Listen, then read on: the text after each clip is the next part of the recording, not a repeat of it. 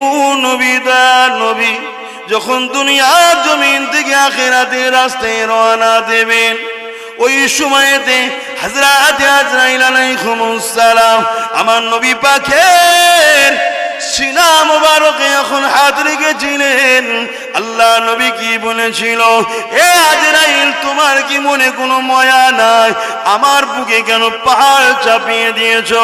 হযরত আজরাইল কাঁদে আর বলে, ইয়া রাসূলুল্লাহ হাবিবাল্লাহ, বিয়াদবি ক্ষমা করবেন, এর আগে এত সহজে কারো জান কাজ হয় না। শুনছেন, আমার নবী যদি বলে পাহাড় চাপিয়ে দিয়েছে, তাহলে আব্বাস সিদ্দিকীর কি হবে শুনছেন? তোমাদের কি হবে?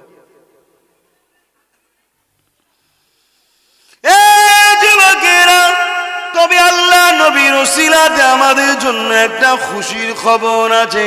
হযরতে জিবরাইল আমার নবীর আশিক, আমার নবীকে আজরাইল ভালোবাসে। তাই আজরাইল বলেছিলেন, ইয়া রাসূলুল্লাহ হাবিবাল্লাহ, এই জমিনের উপরে যারা আপনার ডঙ্কা বাজাবে, আপনার গুণগানে ব্যস্ত থাকবে, আপনার রেখে ইসলামের পক্ষে থাকবে, যখনই জবান খুলবে আপনার জন্য কথা বলবে, অর্থাৎ আপনার দ্বীনের জন্য, আল্লাহর জন্য কথা বলবে, নাই সত্যি সংগ্রাম করে যাবে।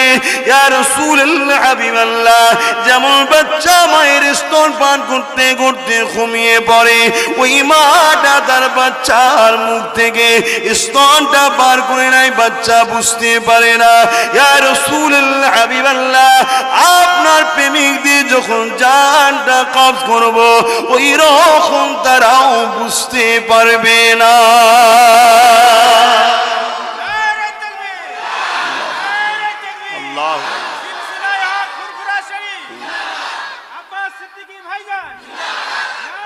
আল্লাহ, এইগুলো যখন দেখি পড়ি, তখন মনটা একটু সান্ত্বনা হয় যে যাক, রেহাই আছে।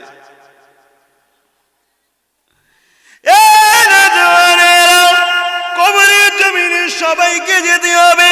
এখনই যদি আমার মাইয়েত হয়ে যায়, রুটা যদি শরীর থেকে এখনই বেরিয়ে যায়, এই কানে হাতটাই রয়ে যাবে, না বাবার ক্ষমতা থাকবে না, এই জবানটা খুলে যাবে, বন্ধ করার ক্ষমতাও থাকবে না।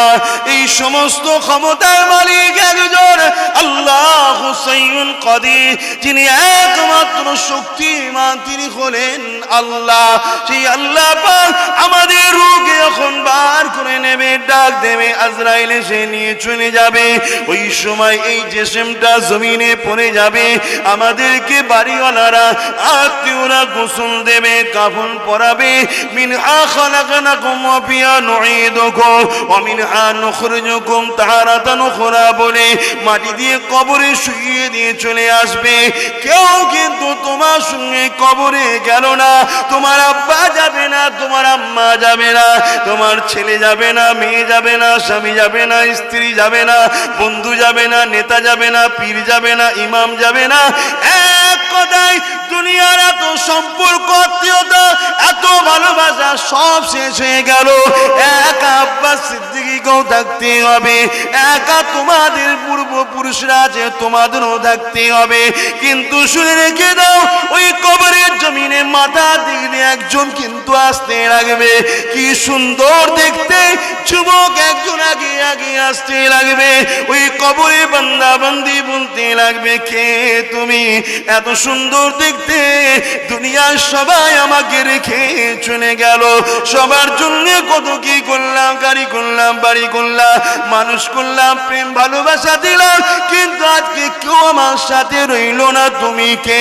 ওই সময় সেই যুবক শুনতে সুন্দর বলবে, চিন্তা করবেন না, জান্নাত পর্যন্ত পাহারা দিয়ে পৌঁছানো পর্যন্ত আপনার পাশে আমরা দাঁড়িয়ে থাকবো।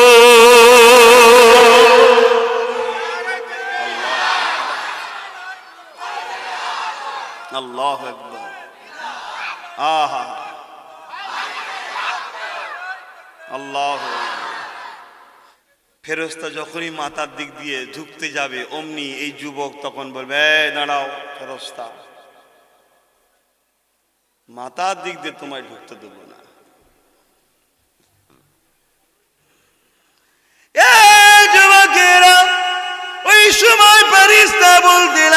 কে তুমি, কেন ঢুকতে দেবে না? বান্দা বলতে লাগবে, কে আপনি? আমার মাথার গোড়ায় এসেছেন। ওই সময় বলতে লাগবে, আমাকে চিনতে পারছেন না? যখন ঠান্ডার সময় হলো, মুয়াজ্জিন যখন ডাকতো মসজিদে, আসসালাতু খায়রুম মিনান নাওম, ঘুম থেকে নামাজ উঠতো, আপনি তখন আরামের বিছানা ছেড়ে দিয়ে, পরিবারকে ছেড়ে দিয়ে, যদি গোসল ফরজ গোসল করেছেন বা পরিবারকে তুলে নিয়ে নামাজ আদায় করেছিলেন, কাজের মধ্যে ছিলেন, মহাজন সামনে রয়েছে, মাল নেবে, আপনি বলেছিলেন দাঁড়ান ভাই, পাশে নামাজের মুসাল্লা বিছিয়ে আমাকে প্রেম করেছিলেন, মনে পড়ে না জমিনে আপনি আমাকে প্রেম করেছেন, আমি হলাম আল্লাহ পাকের 5 ওয়াক্ত নামাজ। আল্লাহ, আহা,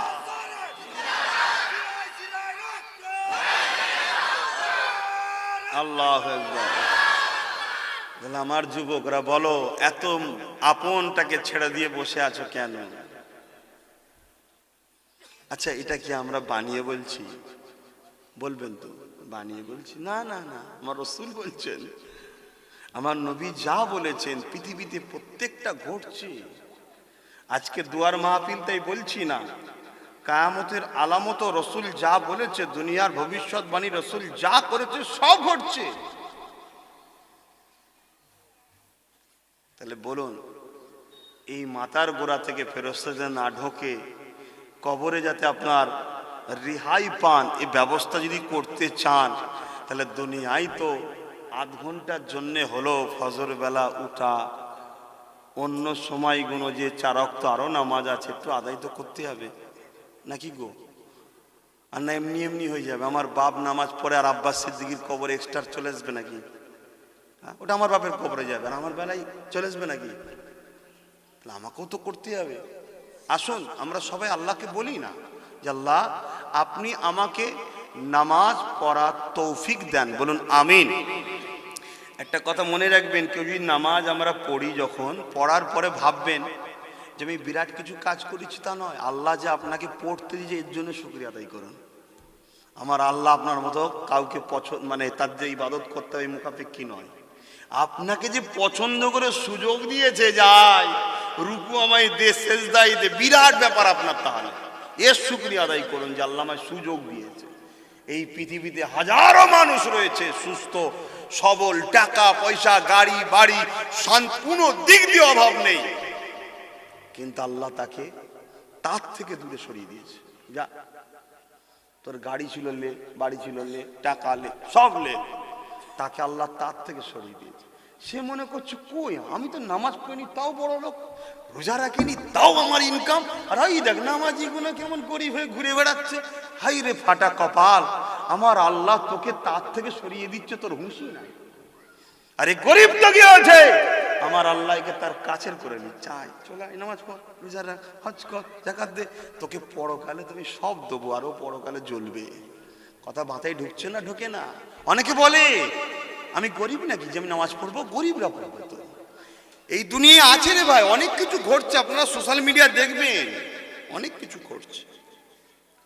কিছু ছেলে মনে করে ওই যত জানা বেশি আল্লাহওয়ালা করে তারাই দেখ বেশি বিপদে পড়ছে। আমরা দেখবি গান বাজনা সিনেমা জিয়ালে, কই আমাদের কিছু হয় না তো, দৌড় বোকা করতে গেলে। একটা বুঝাবার জন্য একটা কথা বলছি। একটা মানুষ একদিন ফজরের সময় উঠেছে, শীতের সময়, নামাজ পড়িয়েছে, সুন্নত নামাজ পড়েছে, আজান দিয়ে সুন্নত নামাজ পড়েছে। এখন ইমামতি করবেন, সেখানে অন্য কেউ ছিল না। এখন সুন্নত নামাজ পরে কিছুটা পরে ফরজ নামাজটা হয়, মসজিদে হয়তো নাকি। তো এর মুহূর্তে একটা ফজরের সময় যেটা ঘুমের টান থাকে, ওই সামান্য গ্যাপেতেই বেচারি হন ঘুমিয়ে পড়েছে। যখন তাকেই বলছে আপনি ইমামতি করেন, ও বেচারি লজ্জার খাতিরে আর উজু করতে যায়নি, ওই হালেই নামাজ পড়িয়ে দিয়েছে। পড়িয়ে দিয়ে ভাবছে আল্লাহ আমি মনে হয় আজকে বিপদে পড়বো, কেন বিনা উজুতে নামাজ পড়িয়েছে, খাতরাই পড়ে যাব। সারা দিন গেছে, কিচ্ছু হয়নি, কিছুই হয়নি। রাত্রি ঘুমিয়ে পড়েছে, ফজর বেলা আবার উঠেছে, উঠে দেখছে কই তোমার কিছু হলো না তো। পরের দিন ইচ্ছা করে আর উজুই করেন। হাসবেন না, এই যে হাসিটাই তো আমাদেরকে শেষ করছে। এই বিরাট শিক্ষার ব্যাপার আছে আমাদের জীবনে, এরকম প্রত্যেকের জীবনে আছে। খেয়াল করে দেখুন, আমরা এটাই মাইন্ডে চলে গেছি। কিন্তু হাই হাই হাই, সব থেকে আপন আমার, যে সব থেকে বেশি আমায় যে ভালোবাসে, সে যদি আমার থেকে মুখ ফিরিয়ে এলায়, আর দুনিয়া যদি আমাকে বলে তোকে সারা পৃথিবীর বাদশা করে দেবো, আর আল্লাহ বলছে তোকে কিন্তু আমার থেকে সরিয়ে দেবো, আপনি বাদশাই চান না আল্লাহর প্রেম চান? কেন বাদশাই আমার দরকার নেই, আমার মাহবুব যেন আমাকে না সরিয়ে দেয়। আমার দোস্ত, আল্লাহ বলেছেন মোমেনদের আমি বন্ধু, সেই মোমেন হিসাবে আমাকে যেন আল্লাহ বলে তুই আমার বন্ধু, সেই লাকাবটা আমি শুনতে চাই। তাতে পৃথিবীর রাজত্ব আমার দরকার নেই। তো ভাইয়েরা আমার, দ্বিতীয় দিন বিনা উজুতেই এখন নামাজ পড়ে নিয়েছে। নিয়ে ভাবছে কই, সারাদিন ভাবছে আজকে কিন্তু আমার ইচ্ছা করে হয়েছে, কাল নাই নাচারে একটা জায়গায় মজবুরিতে পড়ে গেছি, এমন পরিস্থিতি আর সম্মান প্রেস্টিজ বাঁচাতে গিয়ে করে ফেলেছি, কিন্তু আজকে তো ইচ্ছা করে করেছি, আজ রেহাই নেই। সারাদিন ওইভাবে মন খারাপ করে টেনশনে টেনশনে ভয়ে ভয়ে কাটিয়েছে। ওর বন্ধুরা সব দেখছে, রাত হয়েছে, ঘুমিয়ে পড়েছে। পরের দিনে উঠেছে, চিন্তা করছে কিছু হলো না তো। আর পরের দিন ওর গোসল ফরজ হয়েছিল, আশা করছি সব বুঝতে পেরে গেছে। ও চিন্তা করছে এই শীতে ঠান্ডা পানিতে গোসল করব কি করে, চলো এইভাবেই নামাজ পড়বে, ওইভাবেই পড়ে নিয়েছে। কিন্তু আজ ভাবছে আজ আমার মা পার কোনো মতে হতেই পারে না, কোনো মতে হতে পারে না। সারাদিন ভয়ে ভয়ে ভয়ে ভয়ে ঘুরছে, রাত হয়ে গেছে, সকাল হয়েছে। পরের দিন কিন্তু ও বড় বন্ধু, খুশি আনন্দে ঘুরছে। ওর একজন বন্ধু জিজ্ঞেস করছে তোকে 3 দিন দেখছিলাম বড় টেনশনে, আজ বড় খুশিতে লাগছে দেখছি। ও ব্যাপারটা সব বলে বলছে কই আমার আল্লাহ তোমায় কিছু করলো না। বলছে তুই কি চাইছিলিস? বলছে আমি ভাবছিলাম হয়তো আমার আল্লাহ একটা বিমার দেবে, বা কিছু আমার একটা পা ভেঙে যাবে, বা অ্যাক্সিডেন্ট হবে, বা কিছু একটা ক্ষতি হবে, তো কিছু হলো না তো। বলছে সব থেকে বড় ক্ষতি হয়ে গেছে, তুই বুঝতে পারিস কি? আমার আল্লাহ তোকে তার দিন থেকে বার করে বেঈমান করে দিয়েছে, তুই সেটাই বুঝতে পারিস। কথা কিছু বুঝতে পারলেন? এর চেয়ে বড় শাস্তি আর কি আছে? যদি প্রথম দিন হওয়ার পর একটা ঠ্যাং ভেঙে যেত, আমার আল্লাহর বড় এহসান দয়া হতো যে ওসিলায় আমি কমসে কম সুধরে যেতাম। কি ঠিক না বেঠিক? কোন পাপ করতে গিয়ে আমার অ্যাক্সিডেন্ট হয়ে যেত, বড় এহসান এটা যে আমার আল্লাহ আমাকে সতর্ক করে দিল। কিন্তু যাকে এগুলো করেনি, জানতে হবে তার রাস্তা খুবই খারাপ, সে বুঝতেই পারছে না আস্তে আস্তে আমি বেরিয়ে কোথায় চলে যাচ্ছি। সাহাবা হুজুরদের কথা বলছি। সাহাবা হুজুরদের যখন বিমার হতো না বা কোনো কষ্ট টষ্ট রোগ টোগ আসতো না, তখন নবীর দরবারে এসে কান্তর বলতো হুজুর আমরা কি ভুল করলাম, আমার আল্লাহ পাক আমাদেরকে তার রহমত থেকে সরিয়ে দিয়েছে, আমাদের উপরে মনে আল্লাহ নারাজ হয়ে গেছে। রসুল বললেন কেন? হুজুর কয়েকদিন হয়ে গেল আমাদের বিমার হয়নি, কোনো অভাব দেখা দেয়নি, কোনো কষ্ট আসেনি, আমাদের বড় টেনশন হচ্ছে। শুনছেন? আর এখন আমরা কষ্ট এলেই খেপে যাচ্ছি। আর আল্লাহ যাকে যত ভালোবাসে দুনিয়ায় তাকে তত পিছাই করে, এটা আল্লাহর সিস্টেম। আপনি নেবেন না?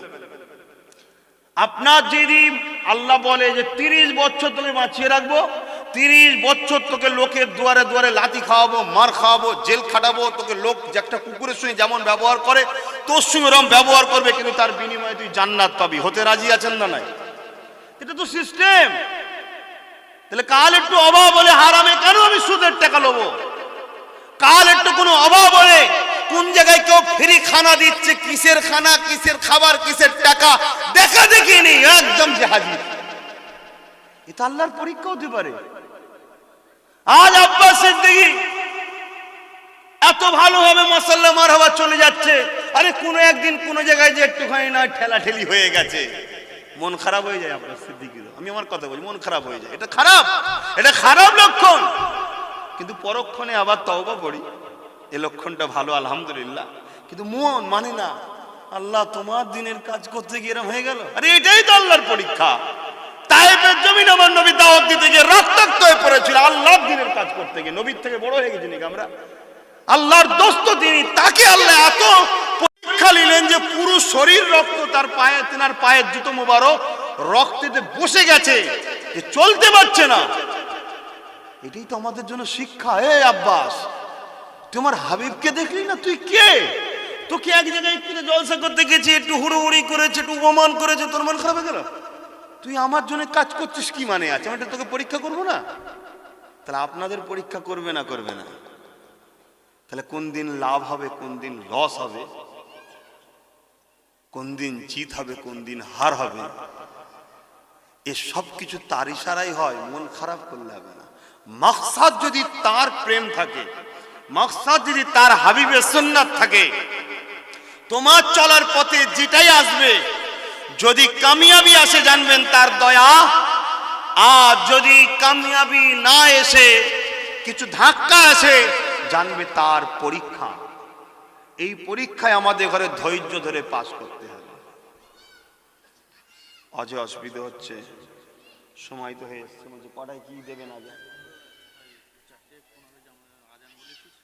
4:15 আজান, এখনো 20 মিনিট আছে। বলবো না বাদ দেবো? 20 না 10 মিনিট? 20 মিনিট আছে, বলবো? আমার আলোচনায় অসুবিধা হচ্ছে যুবকদের। আমার ভাইয়েরা বোঝো, নিঃশ্বাসের কোনো বিশ্বাস নেই, 1 সেকেন্ড সময় লাগবে না, 1 সেকেন্ড সময় লাগবে না। রাত্রিরে ভাতটা খেয়ে উঠেছো, পরিবার যদি থাকে পরিবারকে বা মাকে বললে, মা মাথাটা কেমন যেন চনচন করছে, বিছানায় গিয়ে শুলে সবাই উঠলো, সূর্য দেখলো, তোমার কিন্তু আর দেখা হবে না। এর নাম হলো দুনিয়া, এর নাম হলো জিন্দেগি। হ্যাঁ হয় ভাই, আব্বাস সিদ্দিকীর কথা বলছে, আমিও অনেক লাফালাফি করেছি তো, কিন্তু পরিবর্তন আমাদের হতে হবে। আল্লাহর অলির নামটা আমার স্মরণ পড়ছে না। একজন আল্লাহ পাকের অলি বান্দা ছিলেন, একদিন হজ করতে গেছে। শোনেন খুব ভালো করে, একদিন হজ করতে গেছে, একটা যুবক ওখান থেকে দাঁড়িয়ে পড়েছে, দাঁড়িয়ে বলছে, তার নাম ধরে বলছেন, আমার স্মরণ পড়ছে না নামটা, যে আপনাকে তো বছর 5-6 আগে আমরা দেখেছিলাম রাস্তায় মদ খেয়ে পড়ে থাকতেন, আজকে তো পরিবর্তন হলো কি করে? আপনার শুনছেন ভাই? আপনারই বছর 5-6 আগে আমরা দেখেছি রাস্তায় মদ খেয়ে পড়ে থাকতেন, এত পরিবর্তন হলো কি করে? তখন সেই আল্লাহ পাকের ওই বান্দা, আল্লাহ ওয়ালা বান্দাটা যে তওবা করে পরিবর্তন হয়েছে, সে তখন বলছে, আপনি ঠিক বলছেন। রেগে যায়নি, রেগে যায়নি, আর লজ্জিত হয়নি। কেন? সত্যি তো, বছর 5 আগে আমি মদ খেয়ে পড়েই থাকতাম, কিন্তু আমার আল্লাহ আমায় পরিবর্তন করেছে আজকে। কোটি কোটি শুকরিয়া আল্লাহর কাছে। কি করে? এক রোজার মাসের শবে কদর, লাইলাতুল কদর, ওই রাত্রি যেটাকে 27 তারিখ বলে আমরা গণ্য করি, কিন্তু ইখতিলাফ আছে, বেজোর রাতগুলো 27 তারিখে। আমি তো রোজা রাখিনি, সবসময় মদ খেয়ে আমায় থাকতে হয়, নাই পারতাম না। তার রাত্রিরে ওই মদ নিয়ে বসেছিলাম খাবো বলে, আর আমার একটা ছোট মেয়ে ছিল, ওই মেয়েটা এখন ছুটি করতে গিয়ে বোতলটাই ধাক্কা মেরেছে, পড়ে গিয়েছিল, ভেঙে গিয়েছিল। সারা রাত আমি মদের জন্য ছটফট করেছিলাম, কিন্তু মদ তার রাত্রিরে পাইনি, মদটা আর খাওয়া হয়নি। পরের বছরে 27শে রমজান, ওই শবে কদরের রাতে আমি আবার মদ নিয়ে বসেছিলাম খাবো বলে, কিন্তু হঠাৎ করে আমার সেই বাচ্চা মেয়ের কথা মনে পড়ে গেল, যে গত বছরে এই দিন আমার মদের মোটরটা ভেঙে দিয়েছিল, সে কিন্তু আজ দুনিয়ায় বেঁচে নেই, ইন্তেকাল হয়ে গেছে। এই যে বাচ্চার কথা যখন মনে পড়লো, যদি আজ যদি সে থাকতো, হয়তো আজকের দিনটাও সে আমাকে কোনো বাহানায় ফেলে দিয়ে মদ খাওয়া থেকে রুখতো আমার মেয়েটা। এই যে একটা ময়া আসলো, কান্না আসলো, ওই রাত্রি আমি মদটা নাকে ঘুমিয়ে পড়লাম। ঘুমিয়ে আমি খব দেখছি। কি খব? একটা বিশাল সাপ আমাকে তেড়ে তেড়ে তেড়ে তেড়ে নিয়ে যাচ্ছে। একটা বড় উঁচু জায়গা দেখেছি, সেখানে উঠেছি। উঠার পরে দেখছি সামনে বিশাল আগুন জ্বলছে দাউ দাউ করে, আর সাপটা পিছন দিকে তেড়ে আসছে। কয়েকটা লোককে আমি দেখতে পেয়েছি যারা বড় দুর্বল, বুড়ো। তাদেরকে আমি বলছি যে সাপটার হাত থেকে আমাকে বাঁচাও, নাই সামনে গেলে আগুনে পড়বো। তখন সেই বুড়োটা চেষ্টা করছে, কিন্তু পারছে না। এমন সময় দেখলাম আমার ওই বাচ্চা মেয়েটা আমার হাত ধরে টেনে একটা বাগানে গেল, যেখানে কি সুন্দর পরিবেশ, সব বাচ্চারা খেলাধুলা করছে। আমার মেয়ে আমাকে বলতেই লাগলো, আব্বা ওই সাপটা কি আপনি জানেন? আমি অবাক হয়ে গেলাম, তুমি কি করে জানলে? এই খবর না আমি জানি, আপনাকে বলছি, জানেন খবরের মধ্যেই হচ্ছে না। বলছে ওটা হলো দুনিয়া, ময়াল আপনাকে গিলতে এসছে, আর ও আপনাকে গিলে তাড়িয়ে তাড়িয়ে তাড়িয়ে তাড়িয়ে আপনাকে নিয়ে যাচ্ছিল কোথায় জানেন? ওই যে আগুন দেখছে ওটা জাহান্নাম। আর ওই যে কমজোর দুর্বল বুড়ো একজন বা একাধিক ছিল দেখছেন, ওটা কে জানেন? ওটা হচ্ছে আপনার আমল বা ইমান, যাকে আপনি খোরাক দেননি, নামাজ রোজা হজ যাকাত, তাই এত দুর্বল হয়ে গেছে ওই সাপের সঙ্গে লড়াই করে পাচ্ছে না। আর এটা দেখছেন জান্নাতের বাগান। ঘুমটা আমার ভেঙে যায়। সেই দিন আমি খালেস অন্তরে আল্লাহর কাছে কেঁদে তওবা করেছি, আমার আল্লাহ আমাকে মাফ করে দিয়েছে। জোরে বলুন সুবহানাল্লাহ। ভুল মানুষের হয়, আল্লাহর নাম তাই গফুর, গফার, সত্তার, মাফ তিনি করবেন, কিন্তু আমাদেরকে তো পরিবর্তন হতে হবে। আজকের দিনে আমাদের যুবকরা সিনেমায় যায়, যাত্রায় যায়, ফাংশনে যায়, বিভিন্ন জায়গায় খেলা হচ্ছে, সেই খেলা দেখতে যাচ্ছে, সেখানে অনারী নিয়ে এসে নাচানো হচ্ছে, আর আমাদের ঘরের ছেলেরা বসে বসে দেখছে, হাততালি দিচ্ছে, ফাংশন করছে, বড় বড় বক্স মুসলিম গ্রামে নিয়ে এসে বাজাচ্ছে। মুসলিম গ্রামে গান হয় কি করে?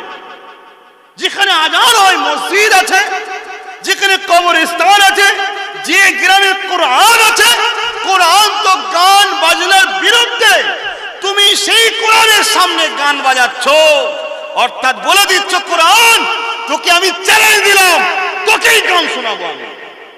এত বড় হেমাগতি ভালো নয়। এটা ওই পাড়ায় হতে পারে, ওই পাড়ায় হতে পারে, ওই পাড়ায় হতে পারে, কারণ তারা কোরআন মানে নেই। আমি তাদেরকে বুঝাতে আসিনি। তুমি বলছো আমি কোরআন মানি, তোমার পাড়ায় গানের আওয়াজ বেরোয় কি করে? এই পাড়াতে, যে পাড়ায় আজান হয় সেই পাড়াতে বাজনা বাজে, বক্স বাজে, মেলা হয়, বিবাহকে কেন্দ্র করে নানা রকম শরীয়ত বিরোধী কাজ হয় কি করে? যদি হও করো, আব্বাস সিদ্দিকীর কোনো অসুবিধে নয়, আমার ডিউটি শেষ, আমার আল্লাহ তিনি কারো মুখাপেক্ষী নাই, তিনারও কোনো অসুবিধে নাই। আযাব যখন আসবে দিশেহারা হয়ে যাবে, উপায় থাকবে না। কারণ নতুন করে নবী আসবে না যে দুনিয়াকে আল্লাহ রাখবে কারো জন্যে। এবারে আযাব এলে মাফ করাবারও আর কেউ নেই, কেন এখন হাত কবুল হওয়া মুশকিল রে বাপ। কথা বুঝছেন না, বোঝেন না? হুজুর হোক আর ইমাম সাহেব হোক, মাফ করবেন, আমি কাউকে ব্যক্তিগত আক্রমণ করছি নি। ইমামতি করতে গেলেও তো লোকের বাড়ি খেতে হবে, কজনের বাড়ির খাবার এখন ভালো আছে।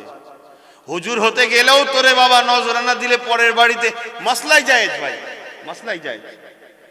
একটা কারো বাড়ি দিয়ে খেয়ে আল্লাহ আমিন, আল্লাহ এর রুজিতে বরকত কিসমত বড় করো, এই পারিশ্রমিক হয়ে গেল, জায়েজ মাসলা। কথা বুঝছেন না, বোঝেন না? কিন্তু তাকওয়া কি বলছে? তাকওয়া ছাড়া তো দোয়া কবুল হবে না। তাহলে আজকে আমার ভাইদেরকে বলি, ভাবুন, এটা তো দুনিয়ার লোক।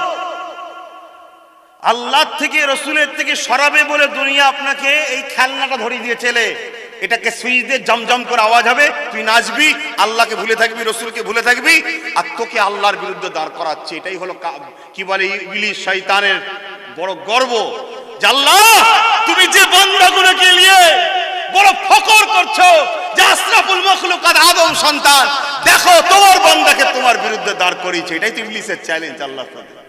আর আমরা ইবলিসকে সুযোগ দিচ্ছি, আল্লাহকে কষ্ট মানে তার বিরুদ্ধে দাঁড়িয়ে যাচ্ছি আমরা।